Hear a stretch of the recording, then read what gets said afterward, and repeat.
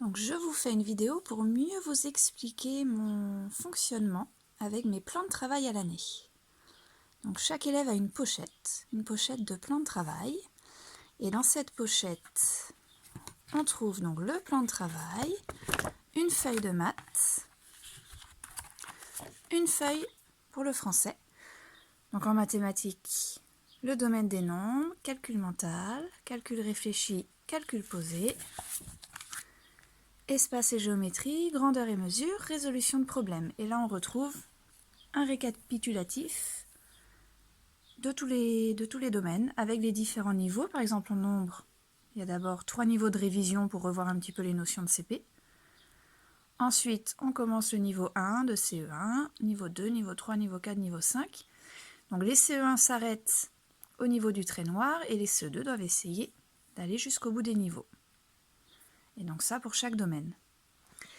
Et en français, on a la grammaire, la conjugaison, écrire des textes, lecture, orthographe, écriture et lexique. Et donc dans la pochette, les élèves peuvent aussi mettre du travail qu'ils n'ont pas encore terminé. Donc par exemple, là, cet élève n'a pas terminé cette fiche de lecture et n'a pas terminé cette fiche, ou doit corriger plutôt, cette fiche sur les solides. Donc ils y mettent aussi leur correction. Et puis les outils qu'ils peuvent avoir, là par exemple, c'est le tableau pour la conversion des longueurs. Et ça, c'est sa feuille quadrillée pour la reproduction de figures. Pour chaque domaine, les élèves ont différentes notions à travailler. Là, si on regarde le calcul mental, cet élève est au niveau 5. Donc il doit travailler ces différentes notions avec, en face, le travail qui correspond. Donc là, par exemple, pour les doubles, c'est l'atelier C8, niveau 3, ou pour multiplier un multiple de 10, c'est l'atelier C9. Donc les ateliers, ils vont les chercher dans ce meuble. Donc on retrouve le symbole des ateliers. Donc là, c'est pas la bonne couleur. Donc ici, on retrouve les ateliers de C1 à C22, de C23 à C39.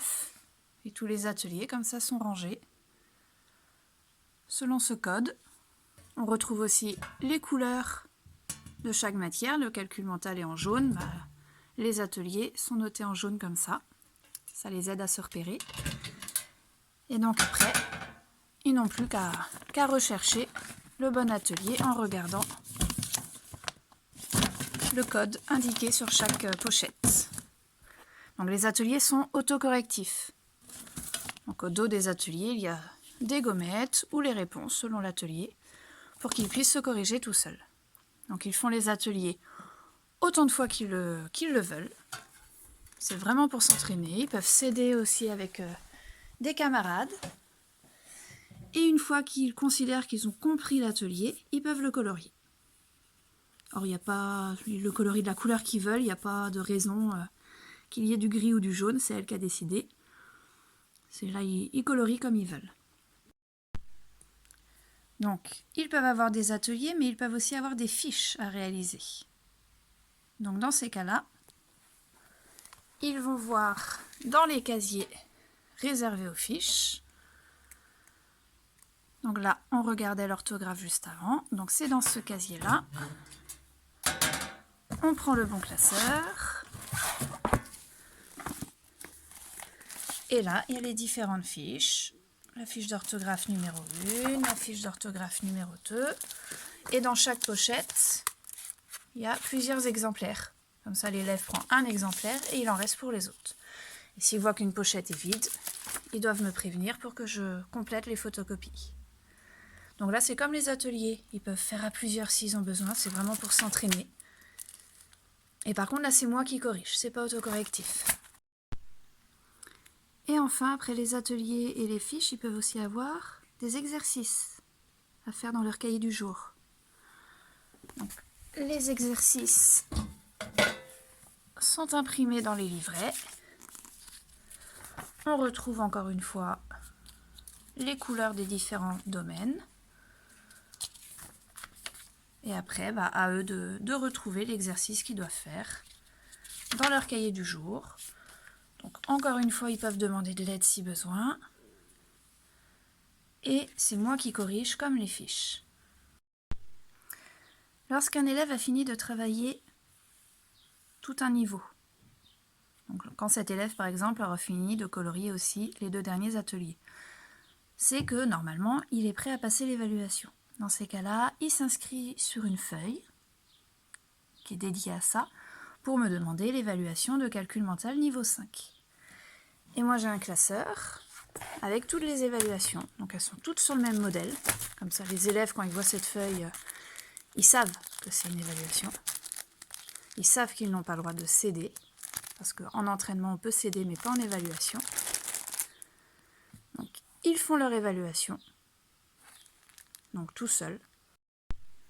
Et une fois que j'ai corrigé l'évaluation, si l'élève a tout bon, je lui donne le niveau suivant et il colle le niveau par-dessus.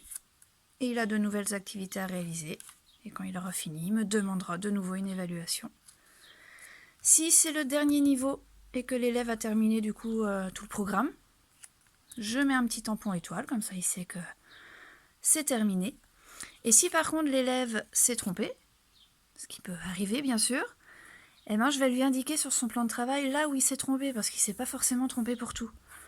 Je revois ça avec lui et je peux lui dire par exemple, les doubles et les moitiés, t'as bien compris. Par contre, le complément à la centaine supérieure, c'est encore un peu difficile. Je lui mets une petite croix sur le côté. Et puis comme ça, l'élève sait qu'il doit refaire particulièrement cet atelier-là. Après, je peux organiser aussi, moi, un moment de remédiation avec d'autres élèves ou tout seul. Ou je peux aussi lui conseiller d'aller demander de l'aide à tel ou tel élève si je sais que les élèves maîtrisent cette notion. Mais voilà, ils n'ont pas besoin de tout recommencer pour redemander l'évaluation. Ils retravaillent uniquement les notions qui n'étaient pas comprises et après, quelques jours, quelques semaines après, ils retentent l'évaluation pour essayer cette fois-ci de passer au niveau suivant. Alors là, j'ai validé son niveau alors que l'élève n'avait pas travaillé les ateliers ou exercices correspondants. C'est parce qu'aussi parfois, moi, je mets en place des petits groupes où je vais faire découvrir une notion, où on va travailler sur ardoise, ou un groupe de remédiation. Et si je vois que l'élève s'en sort, si je vois que l'élève a compris la notion, je peux lui donner l'évaluation sans qu'il me l'ait demandé. Ça veut dire que là, cet élève, on avait dû faire ensemble sur ardoise des multiplications posées avec retenue. J'avais dû voir qu'il avait bien compris le principe. Je lui avais donné l'évaluation. Et finalement, c'était bon. Donc voilà, c'est pas utile de passer du temps à s'entraîner si finalement on a déjà compris la notion. Donc quand les élèves ont validé un domaine, ça veut dire qu'ils n'ont plus besoin de s'entraîner, ils n'ont plus besoin de travailler ces domaines dans leur plan de travail. Mais ça ne veut pas dire qu'ils n'en font plus du tout jusqu'à la fin de l'année. Parce qu'imaginons un élève qui termine le calcul posé en décembre, ça peut arriver, des élèves performants qui comprennent les techniques opératoires et qui y arrivent. Ça ne veut pas dire que de janvier à juin, il n'en fait plus du tout du calcul posé. Déjà, il en fait en résolution de problèmes.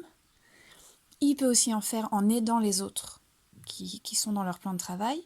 Et aussi, chaque semaine, dans tous les domaines, on fait des petits exercices de réactivation, juste pour revoir ce qu'ils connaissent déjà. C'est aussi par rapport à leur niveau de plan de travail. C'est un élève qui a validé par exemple l'addition posée et la soustraction posée, et toutes les semaines il va avoir une addition posée et une soustraction posée à faire. Juste pour réactiver, juste pour être sûr de ne pas oublier la technique. Parce que c'est sûr qu'un élève qui n'en fait pas pendant 6 mois, peut-être qu'il arrivait à le faire avant, mais il aura oublié. Alors que si on en fait régulièrement, ça maintient la mémoire bien active. Donc il y a aussi un meuble où les élèves peuvent venir chercher du matériel s'ils ont besoin pour manipuler, pour s'entraîner encore une fois. Donc là il y a des euros et des centimes, des bouliers, des jetons, différents matériels, bien utiles pour manipuler parce qu'à cet âge-là c'est encore très important. Donc ils peuvent venir s'en servir librement. Ils n'ont pas forcément besoin de me demander. Quand c'est pour s'entraîner, on s'entraîne, on manipule si on a besoin au début, et puis petit à petit, ils savent que l'objectif, c'est de se détacher de la manipulation.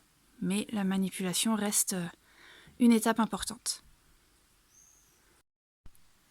Au niveau de l'emploi du temps de la journée, J'adapte vraiment selon les niveaux, selon les promos, selon les moments de l'année aussi, ça change. Il y a des promos ou il y a des moments de l'année où les élèves ont vraiment besoin que je leur indique quel domaine travailler. Par exemple, là, résoudre des problèmes, conjugaison, espace et géométrie. Parce que c'est important qu'ils ne travaillent pas toujours les mêmes domaines, qu'ils fassent un petit peu de tout dans la semaine. Donc si je mets pas ça, certains élèves ne feraient que du calcul mental pendant toute la semaine et pas du tout de conjugaison, par exemple. Il y a certaines années, certaines promos, certains moments de l'année où ça va aller un peu plus tout seul. Et dans ce cas-là, voilà, moi je peux mettre aussi juste des moments de pochette de plan de travail et là c'est eux qui choisissent le domaine qu'ils travaillent ou les domaines qu'ils travaillent. Moi j'espère que grâce à cette petite vidéo, mon fonctionnement vous paraîtra un peu plus clair, que vous aurez un peu mieux compris en quoi ça consiste, ces plans de travail à l'année dont je vous parle depuis pas mal de temps maintenant. N'hésitez pas si vous avez des questions. Et puis merci d'être allé jusqu'au bout.